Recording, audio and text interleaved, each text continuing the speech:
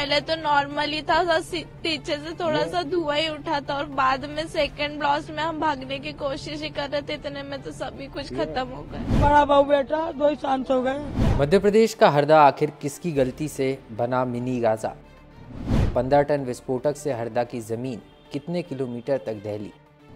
विस्फोट के पत्थर कई किलोमीटर तक बुलेट की गोली की रफ्तार से गए। मंजर ऐसा था कि मानो मशीन गन चल रही हो। फैक्ट्री में एक के बाद एक जोरदार धमाके, पूरा गांव में चीख पुकार की आवाज़ें आती हैं। तो सुनिए साहब, लापरवाही की चिंगारी उठी और देखते ही देखते कुछ ही समय में पूरा गांव तहस नहस हो गया।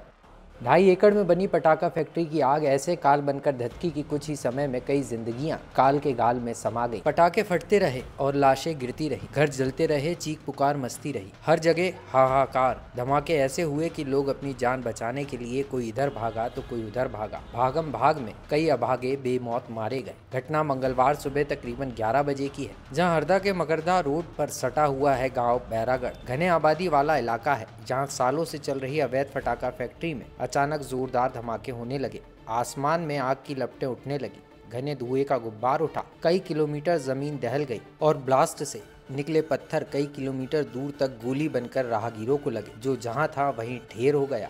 देखिए, सड़कों पर पत्थर बिखरे हुए हैं। ब्लास्ट की आवाज से लोग सहम गए हैं, चीख पुकार करते हुए भाग रहे हैं। सर, मैं सुखराज से आ रहा था बाइक से, ये धमाका हुआ, गाड़ी दहलने लगी, जमीन दहलने लगी। नदी में जैसी नहर कैसी चलती है, लहर वैसे जमीन हिल रही थी, तो गाड़ी सहित में गिर गया था। गाड़ी छोड़ के मैं रिटर्न पटरी तरफ भागा, तो भागने में 2-3 जगह गिरने में पत्थर उछल के लगे मुझे। कहाँ तक पत्थर उछले? कम से कम 1 किलोमीटर दूर तक जमीन पत्थर उछले। आप धमाका जहाँ हुआ वहाँ से कितनी दूर थे? हम आता आधा किलोमीटर दूरी पे। तो आप कैसे घायल हुए? तो हम धमाका हुआ, घर से निकला हम, तो एकदम से इंगल आया उड़का, तो हमारा पेड़ में हम भागते जा रहे और हमारे पीछे इंगल लगा, इससे घायल हुआ। कितने बजे की घटना है? ये होगी 10 बजे की। विस्फोट पता नहीं, वो तो एकदम से हमने आवाज़ सुनी, धमाका सुना, उसके बाद में वहीं से निकला, थोड़ी देर तो वहीं बैठ गया, वहाँ से फिर निकला और फिर गया, वक्त निकल गया बाहर। घायल कैसे हुए?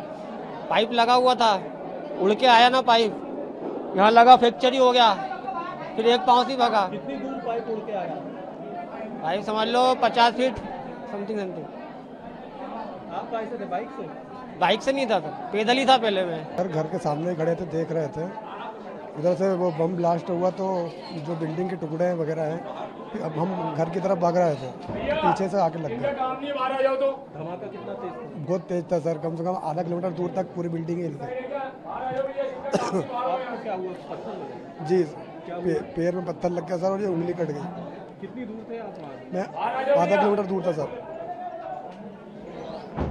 मार्केट से घर जा रहा था। कहाँ से कहाँ जा रहे थे? मार्केट से घर जा रहा था। लेकिन अब सवाल यह है कि यह हादसा हुआ कैसे, किसकी गलती से हुआ, जिम्मेदार कौन है, कौन जवाब देगा? धमाके का पूरा ठीकरा मोहन सरकार पर फोड़ा जा रहा है, सियासत भी हो रही है, लेकिन जवाब में सिर्फ लाशें, मातम और जांच की बात हो रही है। हरदा में कई गमगीन मजबूर मिले, जिन्हें बिना किसी गलती के इस हादसे का शिकार होना पड़ा, जिन्होंने बताया कि धमाके से उनका परिवार उजड़ गया। पूरी तरह तबाह हो गया। 30 लाख का मकान बना हुआ था, क्या करें वो जान। मकान बना, उसको 25 साल से रहवास है हमारा यहाँ पे। वहाँ 6 भैंसें जल गई, 2 गाय जल गई, सब तो पूरे रोड पे है। एक चड्डी भी नहीं बची हमारे पास, तो क्या बताएं सर जी, एक चड्डी भी पहनने के लिए नहीं है फिलहाल। तो घर के अंदर तो देखो हालात। बेटा चुप हो, चुप। उस टाइम मैं घर पे ही थी, घर के बाहर ही खड़ी थी। आपको कुल 3 मिनट बाद पहले तो नॉर्मल ही था, पीछे से थोड़ा सा धुआं ही उठा था और बाद में सेकंड ब्लास्ट में हम भागने की कोशिश ही कर रहे थे, इतने में तो सभी कुछ खत्म हो गया। मेरे को भागने में लाइन का करंट लगा, तो मैं पलटी खा के यहाँ गिरा।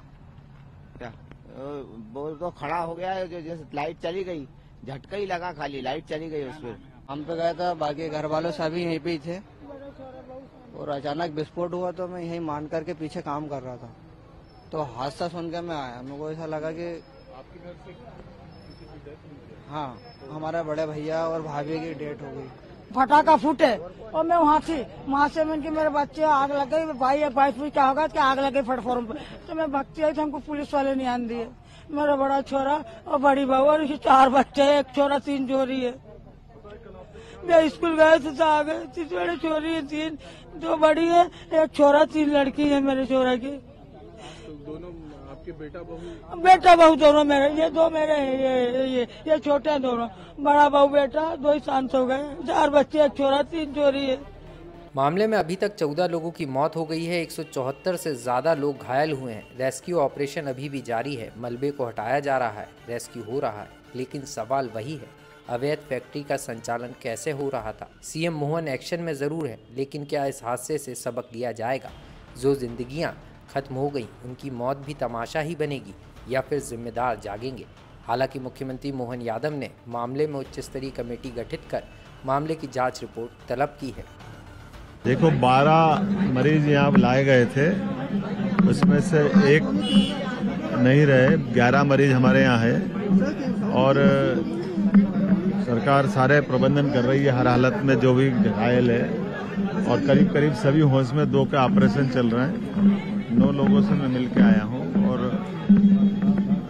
जिस प्रकार की जानकारी हम सबको है लगभग 11 लोग दिवंगत हुए हैं। अभी तक की जांच में ये तो सामने आया है कि फैक्ट्री का संचालन अवैध रूप से हो रहा था। यही कारण है कि फैक्ट्री मालिक राजेश अग्रवाल, सोमेश अग्रवाल को सारंगपुर से पुलिस ने गिरफ्तार कर लिया है। तो वहीं फैक्ट्री का सुपरवाइजर रफीक खान को भी हिरासत में लिया गया है, जिससे पूछताछ की जा रही है। 2 लोगों को हमने पुलिस कस्टडी में लिया है, जो कि इनके नाम से वो वहाँ दुकान का संचालन था।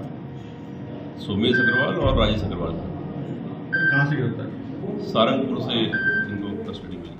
आरोपी गिरफ्तार भी हो गए, जांच भी हो रही, लेकिन निर्दोष लोग जिनकी जिंदगियां बिना किसी कारण के उजड़ गई, इनका जिम्मेदार कौन है? सवाल अभी भी बरकरार है, क्योंकि 2015 में आरोपी फैक्ट्री मालिक राजेश अग्रवाल ने यहां खेत किराए पर लेकर पटाखा बनाने की फैक्ट्री शुरू की थी। तब भी हादसे में 2 लोगों की जान गई थी। मामला दर्ज हुआ, आरोपी को 10 साल की सजा हुई, जो जमानत पर बाहर था, लेकिन सिस्टम नहीं बदला।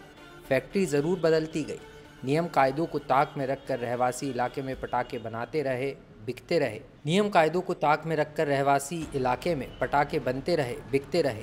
गांव में ही बारूद का ढेर लग गया। सिस्टम और जिम्मेदारों की अनदेखी और लापरवाही का नतीजा ही रहा कि अब एक बार फिर ऐसा मंजर सामने आया कि जो यहाँ रहने वाले लोगों और पीड़ित कभी भूल नहीं पाएंगे। लेकिन सवाल ये है कि आखिर क्या सिर्फ आरोपी फैक्ट्री संचालक है, सिस्टम नहीं, सिस्टम में बैठे अधिकारी नहीं? अब जांच होगी, अधिकारी एक दूसरे पर ठीकरा फोड़ेंगे और बस चंद दिनों बाद ये मौतें, जिंदगियां कागजों में सिमट कर रह जाएंगी, या फिर कुछ बदलेगा?